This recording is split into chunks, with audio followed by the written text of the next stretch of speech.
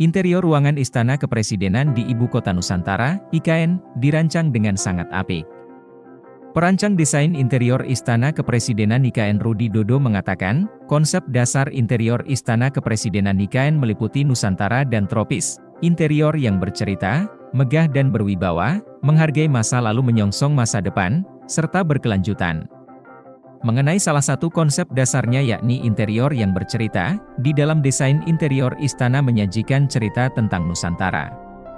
Jadi semua ruangan harus punya cerita masing-masing, ceritanya tidak hanya global sebagai konsep interior secara keseluruhan, tapi setiap ruangan memiliki cerita, ujar Dodo dalam webinar yang berlangsung pada Kamis, 29 Agustus 2024.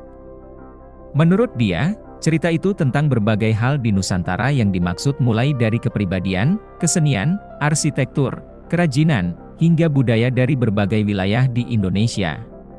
Contohnya, interior yang bercerita tentang tari-tarian, wayang, makanan khas Indonesia, tanaman-tanaman, wayang, hingga kebiasaan seperti gotong royong dan persatuan. Dodo pun meyakini, meski tidak seluruhnya, desain interiornya sudah mewakili hampir semua ciri khas wilayah-wilayah di Indonesia. Konsep dasar interior Istana Kepresidenan IKN lainnya. 1. Nusantara dan tropis. Dodo menjelaskan, alasan memasukkan konsep Nusantara dan tropis di dalam desain interiornya karena letak dari Istana Kepresidenan. Pertama, tentu Istana Kepresidenan berada di Nusantara. Kemudian, wilayah Kalimantan yang memiliki banyak hutan tropis. Tapi jangan salah paham bahwa istana ini dibangun di area hutan produktif, bukan hutan asli yang jungle, tapi hutan produktif yang isinya pohon-pohon eukaliptus saja yang setiap berapa bulan ditebang, katanya. 2. Megah dan berwibawa. Kemegahan dinilai menjadi sebuah keharusan di Istana Kepresidenan. Ukuran atau skala ruangnya itu harus cukup untuk mencapai suatu bentuk kemegahan. Selanjutnya untuk berwibawa, interior istana tidak boleh kekinian atau kaku, harus memiliki kewibawaan. Kalau istilah Pak Jokowi harus ada angkernya sedikit, ujarnya. 3. Menghargai masa lalu, menyongsong masa depan. IKN memang dirancang sebagai kota masa depan alias futuristik.